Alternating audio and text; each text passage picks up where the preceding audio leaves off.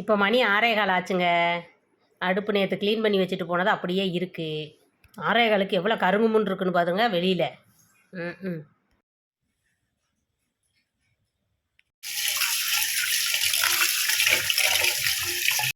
இட்லிக்கு மாவு புளிச்சிருக்கான்னு தெரியல. புளிச்சிருக்குங்க, நல்லா புளிச்சிருக்கு.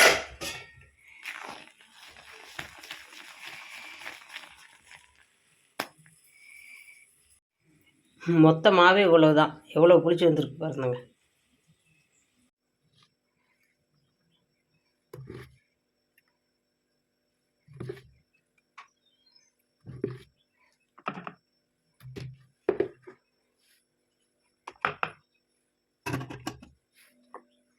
இட்லி ஊற்றியாச்சு. இன்னி அடப்பை போட்டு வேக விட்டுட்டு இந்த பக்கம் சட்னிக்கு ரெடி பண்ணிடுவோங்க.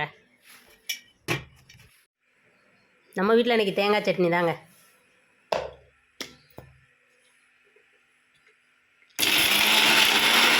சவுச்சவுக்கா பொரியலும் பயிறு மெழுக்கு வரட்டி இன்றைக்கி வைக்க போகிறோம். இந்த பக்கம் ரசத்துக்கு ரெடி பண்ணிடுவோம். குருமிளகு, வரமிளகா, ஜீரகம் போட்டு 1க்கு 3/4 நுணுக்கி எடுத்துக்கிட்டு, நுணுக்குனதுக்கப்புறம் வெள்ளைப்பூடை போட்டு அதுலேயும் 1க்கு 3/4 நுணுக்கி எடுத்துகிட்டு, அது நுணுக்குனதுக்கப்புறம் 3 தக்காளியை போட்டு பேஸ்ட்டை அரைச்சி எடுத்துக்க போகிறேன். அரைச்சி வச்ச பேஸ்ட்டை தனியாக வச்சுட்டு ஒரு பாத்திரத்தில் கொஞ்சோண்டு புளி ஊற போட போகிறேங்க. புளி ஊற போட்டாச்சு. இனி வாங்க நம்ம சவுச்சவுக்காவை சீவி வச்சுக்குவோம். நான் கேரட் சீவுற மாதிரி இந்த மாதிரி சீவிடுவேங்க. தோலை சீவி விட்டு இப்படி சீவிட்டேன்னா பொரிக்க ஈஸியாக இருக்கும். தண்ணி விடாமல் பொரிச்சு எடுத்துடலாம். இந்த பக்கம் சோறு நல்லா மலமலன்னு கொதிச்சிருச்சு. இந்த பக்கம் இட்லி வெந்துருச்சுன்னு நினைக்கிறேன். சட்னிக்கு தாளிப்பு ரெடி பண்ணிடுவோம்.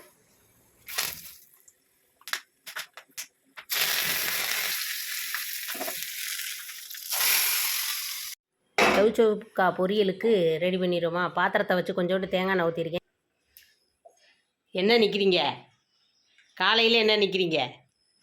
என்ன வேணும்?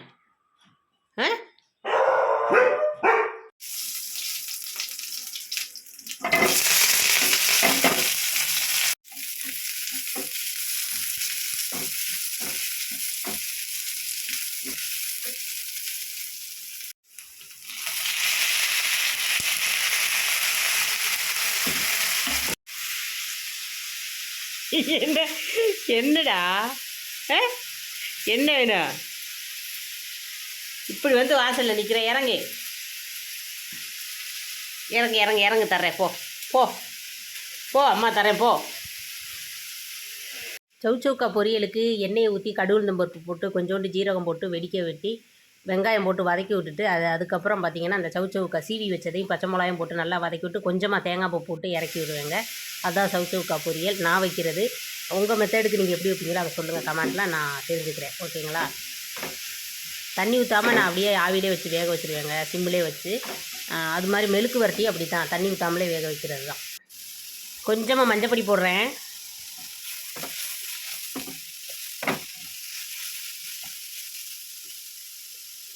இது பார்த்திங்கன்னா நல்லா வந்துருச்சு. இப்போ வேறு ஒரு பாத்திரத்தில் மாற்றி வச்சுட்டு மெழுக்கு வரட்டிக்கு ரெடி பண்ணிடுவோம் வாங்க. சோறு வெந்துருச்சு, சோத்தையும் வடிச்சு விட்ருவோம். மெழுக்கு வரட்டிக்கும் கொஞ்சோண்டு தேங்காய் எண்ணெய் ஊற்றி எண்ணெய் காஞ்சது கடுகுளுந்தம்பருப்பு போடுறேங்க. கடுகு நல்லா மலமலன்னு வெடித்ததுக்கப்புறம் கொஞ்சமாக கருவேப்பிலையை போட்டு வெங்காயம் பச்சை மிளகா கொட்டி வதக்கி விட்டுட்டு நம்ம நறுக்கி வச்சுருக்க அந்த பயிரை அதில் போட்டு உப்பு போட்டு தண்ணி ஊற்றாமல் கொஞ்சோண்டு மஞ்சள் பொடி போட்டு நல்லா வதக்கி விட்டுக்கிட்டே இருங்க. நம்ம பச்சை மிளகாவோட காரம் அதில் இருக்கிறனால வேறு பொடிகள் நான் ஒன்றும் சேர்க்க போகிறது கிடையாது. இதில் வெங்காயம் வதங்கட்டேன். இந்த பக்கம் பால் காஞ்சிக்கிட்டு இருக்குங்க. இது பார்த்தீங்கன்னா நேற்று வச்ச மீன் குழம்புங்க. நேற்று நைட்டு வச்சது, அதை சூடேற்றி நேற்று சாயந்தரம் வச்ச மத்தி குழம்பு. இப்போ எந்திரிச்சு இட்லிக்கு மீன் குழம்பும் தேங்காய் சட்னியும் வச்சு சாப்பிட்டு போவானுங்கிறதுக்காக. இதாங்க பைத்தங்காய் மெழுக்கு வரட்டி.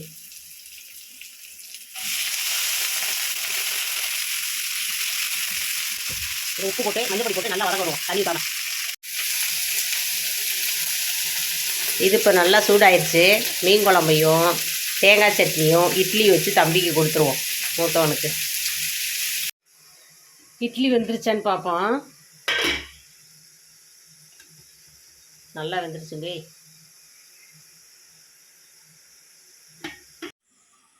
இட்லி ரெடி ஆயிடுச்சு. சட்னி மீன் குழம்பு ஓகே, நம்ம கொடுத்துடலாம் வாங்க. பார்த்தீங்கன்னா நல்லா வதங்கிருச்சு. இது பச்சை மிளகா போட்டிருக்கனால காரம் இருக்கும். வெறும் பச்சை மிளகா, மஞ்சப்பொடி இந்த இதில் தாங்க வேகுது. மிளகா பொடியெல்லாம் போடலை. உங்களுக்கு தேவைன்னா வேணும்னா மிளகா பொடி போட்டுக்கலாம். நான் பச்சை மிளகா நிறையா போட்டிருக்கேன், அதனால் காரம் இருக்கும். நான் கொஞ்சம் நேரம் இருந்தது இதை இறக்கிடுவேங்க. சரி, இப்போ நம்ம ரசத்தை தாளிச்சிருவோம். ரசம் தாளிக்கிறதுக்கு சட்டி அடுப்பில் வச்சுட்டேன். இதில் பார்த்திங்கன்னா புளி, தக்காளி, மல்லிச்சப்பு, கருவேப்பிலை இதெல்லாம் போட்டு நல்லா பிசைஞ்சு விட்ருக்கேங்க. இது நம்ம பொடிச்செடுத்த ஜீரகம், வெள்ளைப்பூடு, குருமிளகு, வரமிளகா இதெல்லாம் வச்சு பொடிச்செடுத்தது. இனி இது எண்ணெயை ஊற்றி கடுகு, கருவேப்பிலை, வரமிளகா போட்டு வெடிக்க விட்டு இந்த இதை கொட்டி வதக்கி விட்டு கொஞ்சோண்டு காயப்பொடியும் போட்டு இதையும் போட்டு மஞ்சப்பொடியும் போட்டு கொதிக்க விடாமல் நுர கட்டி இறக்கிடுவாங்க.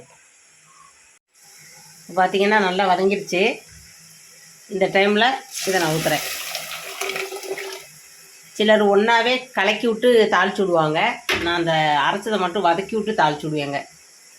கொஞ்சம் தண்ணி சேர்த்துக்கிறேன்.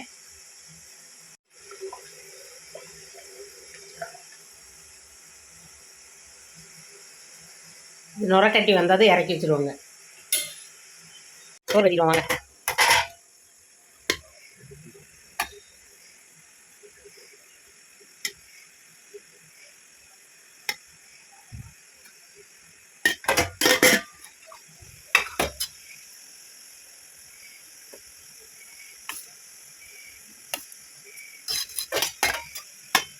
இது நம்ம சவுச்சவுக்கா பொரியல் பார்த்துருப்பீங்க.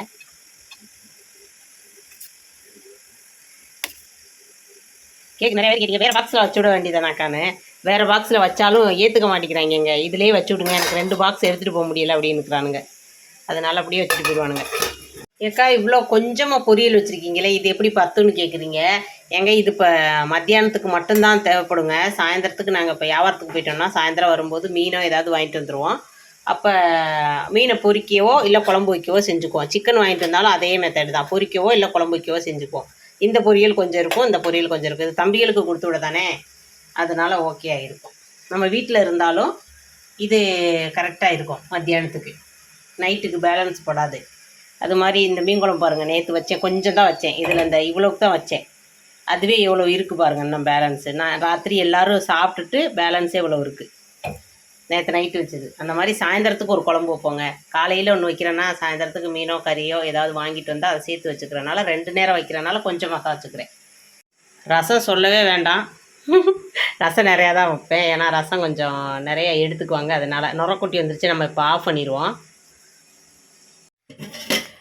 சாதமுமே நான் இப்போவும் வச்சு நைட்டுக்கு ஒரு தவணை வைப்பேங்க. ஏன்னா நம்ம செல்லப்பிராணிகள் இருக்கிறனால பத்தாது. அதனால் நைட்டுக்கு ஒரு டைம் வந்து கொஞ்சமாக ஒரு 2 கிளாஸ் அரிசி போட்டு குக்கரில் வச்சு விட்ருவேன். 8 மணியாக என்ன 10 நிமிஷம் இருக்குது. என்னதே இப்படி நிற்கிற? காலையில் நான் எந்திரிச்சதுலேருந்து நீங்கள் தான் தங்க நிற்கிற. எங்கேயுமே நீங்கள் போகலை. என்னதே வேணும்? பிஸ்கட்டை போட்டால் நான் போவே இல்லடி, ஏண்டியே நீ பாடா படுத்துற அப்படிங்கிறியா? அப்படிதான் கேட்குறியா? இங்கே பாரு, போனை பாரு. போன உடனே அம்புட்டு ஒளியிறிய. வேலையெல்லாம் முடிஞ்சிருச்சுங்க. நமக்கு காலையில் இட்லி, மீன் குழம்பு, தேங்காய் சட்னி.